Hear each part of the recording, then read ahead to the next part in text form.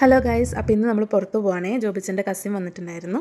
ജോബിച്ചൻ്റെ cousin എന്നല്ല, ഞങ്ങളുടെ ഏട്ടൻ വന്നിട്ടുണ്ടായിരുന്നു. അപ്പോൾ ഏട്ടനായിട്ട് പുറത്ത് പോകാം. അപ്പോൾ നമ്മുടെ വീട്ടിലേക്ക് വന്നു. അത് കഴിഞ്ഞ് നമ്മൾ ടാക്സി വിളിച്ചിട്ട് ദുബായ് ഫെസ്റ്റിവൽ സിറ്റിയിൽ വന്നു. അവിടേക്കൊന്ന് നടന്ന് കണ്ടു. അങ്ങനെ നമ്മൾ നേരെ അബ്രയിൽ കയറിയിട്ട് ദുബായ് ഗ്രീക്കിലേക്ക് പോവാണ്. ഏകദേശം 2 മണി 3:30 ആയിട്ടുണ്ടായിരുന്നുള്ളൂ. അപ്പോൾ വലിയ തിരക്കൊന്നും ഉണ്ടായിരുന്നില്ല. ഒടുക്കത്തെ വെയിൽ വരുന്നു കേട്ടോ. അപ്പോൾ നട്ടപ്പാറ വെയിലത്താണ് നമ്മൾ അബ്രയിൽ കയറിയിട്ട് ഗ്രീക്കിലേക്ക് പോകുന്നത്. അതുകൊണ്ട് തന്നെ ആ സമയത്ത് വലിയ തിരക്കൊന്നും ഉണ്ടായിരുന്നില്ല. അത് കഴിഞ്ഞ് വൈകിട്ടാകുമ്പോഴേക്കും നല്ല തിരക്ക് തുടങ്ങിയിട്ടുണ്ടായിരുന്നു. അപ്പോൾ അബ്രയിലും വലിയ തിരക്കുണ്ടായിരുന്നില്ല.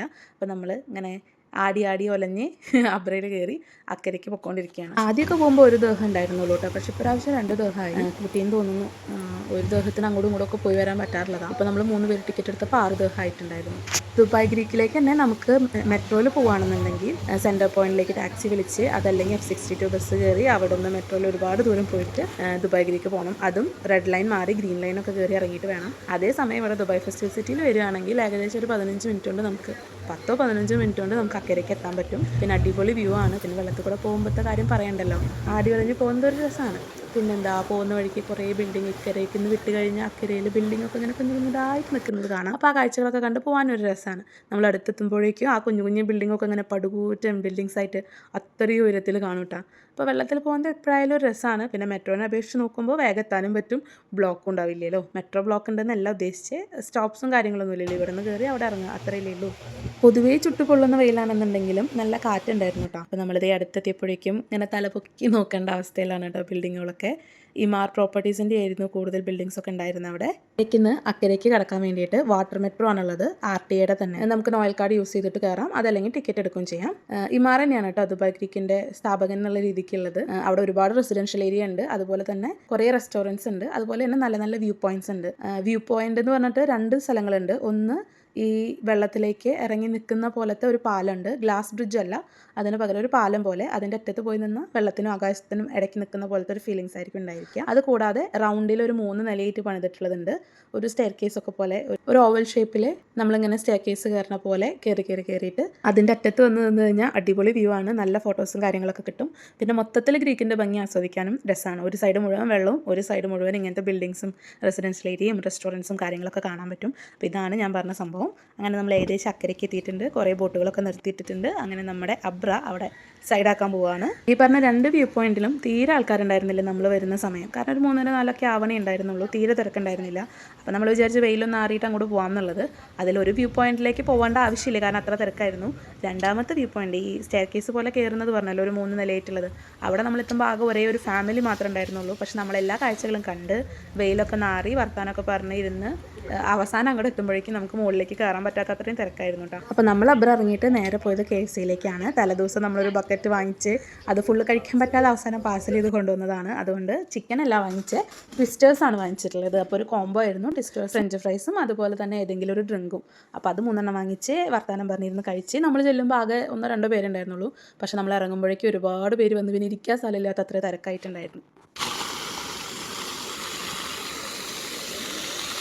ചെറിയ രീതിക്ക് വീഡിയോ എടുത്തിട്ടുണ്ട്. ഒരുപാട് ആൾക്കാരുള്ളപ്പോൾ നമുക്ക് വീഡിയോ എടുക്കാൻ പറ്റില്ല, എല്ലാവർക്കും അവരുടേതായിട്ടുള്ള പ്രൈവസിയും കാര്യങ്ങളൊക്കെ ഉണ്ടല്ലോ. അപ്പോൾ നമുക്ക് അങ്ങനെ ഫുൾ ടൈം ഫോണും പിടിച്ച് നിൽക്കാൻ പറ്റില്ല. നമ്മളവിടെ എത്തുമ്പോഴേക്കും ഒരുവിധമൊക്കെ ആൾക്കാരായിട്ടുണ്ടായിരുന്നു. അതിൻ്റെ അറ്റം വരെ പോകാൻ പറ്റിയിട്ടില്ല. പിന്നെ നമ്മൾ താഴെ പോയിരുന്നു, കുറേ നേരം വർത്താനം പറഞ്ഞിരുന്നു, വീട്ടുവിശേഷങ്ങളും നാട്ടുവിശേഷങ്ങളൊക്കെ പറഞ്ഞ് കുറേ നേരം വർത്താനം പറഞ്ഞിരുന്നു. അതിൻ്റെ ഏറ്റവും താഴെ കാഴ്ചകളുണ്ട്, കഥകളൊക്കെ പറഞ്ഞ് അങ്ങനെ ഇരുന്നു. കുറേ പേര് സ്ഥലത്തിൻ്റെ ട്രാവലിംഗ് വ്ളോഗ്സ് ചെയ്യുന്നുണ്ടായിരുന്നു, ടൂറിസ്റ്റ് സ്പോട്ട് പരിചയപ്പെടുത്താൻ വന്നവരുണ്ടായിരുന്നു, റീൽസ് ചെയ്യാൻ വന്നവരുണ്ടായിരുന്നു. അപ്പോൾ അവരൊക്കെ എന്താ പറയുക, ഭയങ്കര കോൺഫിഡൻസ് ആയിട്ട് വീഡിയോ എടുക്കുന്നത് കാണുമ്പോൾ ഞാൻ പിന്നെ ആലോചിക്കുകയാണ്, ഞാൻ ഇനി ഇമ്പ്രൂവ് ആവാനുണ്ട്. ആരെങ്കിലും ഉണ്ടെങ്കിൽ പിന്നെ ഞാൻ വീഡിയോ എടുക്കൽ നിർത്തും, അത്രയ്ക്ക് ഷൈ ആണ് ഞാനിപ്പോഴും. അവരൊക്കെ ഇത്രയും ക്രൗഡിൻ്റെ ഇടയ്ക്കും ഭയങ്കര സിമ്പിളായിട്ട് ഡാൻസൊക്കെ കളിച്ച് റീലൊക്കെ ചെയ്യുമ്പോൾ അവരുടെ കോൺഫിഡൻസ് ലെവലൊക്കെ ഭയങ്കര ബൂമായ പോലെ തോന്നൂട്ടാ. ഞാൻ ഇനിയും മാറേണ്ടിയിരിക്കുന്നു എന്ന് ഞാൻ ഇടയ്ക്ക് ചിന്തിക്കും. ഏകദേശം നമ്മുടെ സംസാരങ്ങളൊക്കെ പുരോഗമിക്കുന്നതിൻ്റെ ഇടയ്ക്ക് സൺസെറ്റ് തുടങ്ങിയിട്ടുണ്ട്. സൂര്യോദയം നമ്മുടെ നാട്ടിലൊക്കെ മലയുടെ മുകളിലും കടലിലൊക്കെ പോയി താഴുന്ന സമയത്ത് ഇവിടെ ദുബായിലെ ബിൽഡിങ്ങിൻ്റെ പുറകുവശത്ത് പോയിട്ടാണ് സൂര്യൻ വന്ന് താഴുന്നത് കേട്ടോ. അപ്പോഴേക്കും അബ്രകളൊക്കെ മാറി വലിയ വലിയ ഷിപ്പും കാര്യങ്ങളൊക്കെ ആയി തുടങ്ങി. ഇവിടെ തന്നെ ക്രൂയിസ് ഉണ്ട്. നമ്മൾ ഒരുപാട് മുന്നേ ആദ്യത്തെ വട്ടം വന്നപ്പോൾ അങ്ങോട്ട് പോയിട്ടുണ്ടായിരുന്നു. അൽസഫെന്നോ അൽ ജദ്ദ എന്ന് പറഞ്ഞ സ്ഥലത്ത് നിന്ന് ക്രൂയിസിൽ കയറിയിട്ടുണ്ടായിരുന്നു. അതിനകത്ത് കുറേ ഷോസും കാര്യങ്ങളൊക്കെ ഉണ്ടാവും. ഒരു നൈറ്റിൻ്റെ ഒരു റൈഡ് ഫുഡ് കോംപ്ലിമെൻ്ററി ആയിട്ടുണ്ടാവും. ഇങ്ങനത്തെ ക്രൂയിസിലായിരുന്നു നമ്മളപ്പോൾ പോയിട്ടുണ്ടായിരുന്നത്.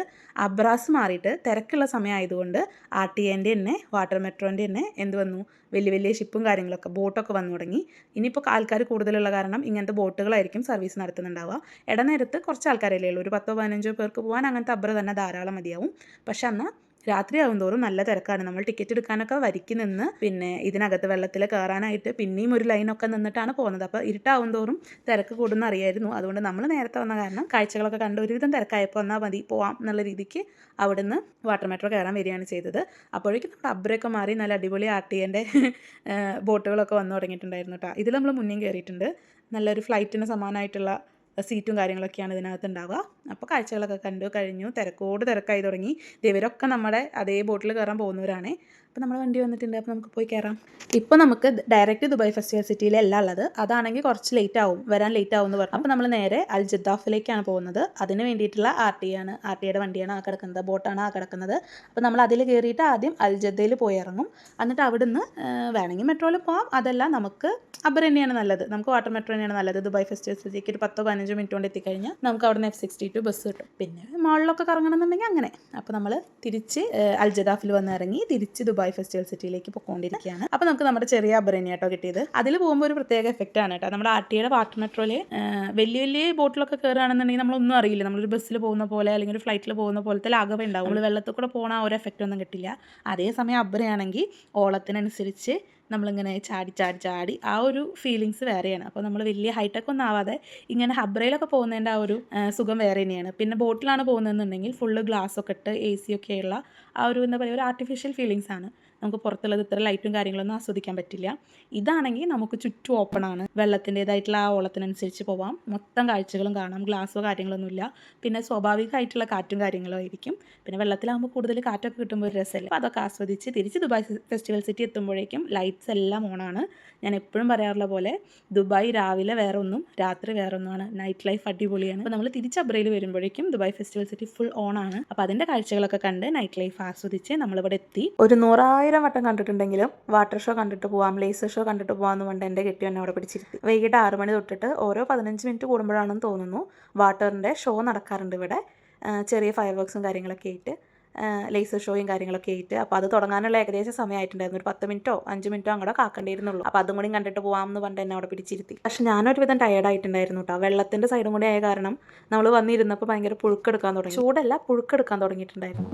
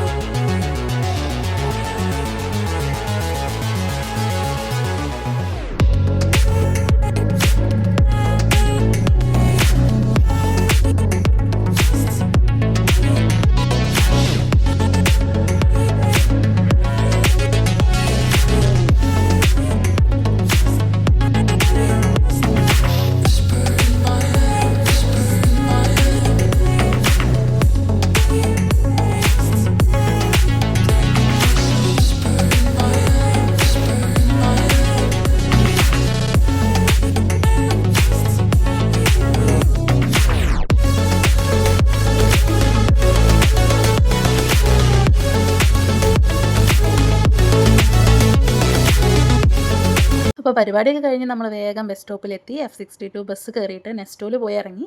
കുറച്ച് ഷോപ്പിങ്ങും കാര്യങ്ങളൊക്കെ കഴിഞ്ഞ് നേരെ വീട്ടിൽ പോയി. നല്ല ബീഫ് പാലൊഴിച്ച് വറ്റിച്ചതും ചിക്കൻ കൊണ്ടാട്ടമൊക്കെ വാങ്ങിച്ചിട്ടുണ്ടായിരുന്നു. പൊറാട്ടയും കൂട്ടി കഴിച്ച്.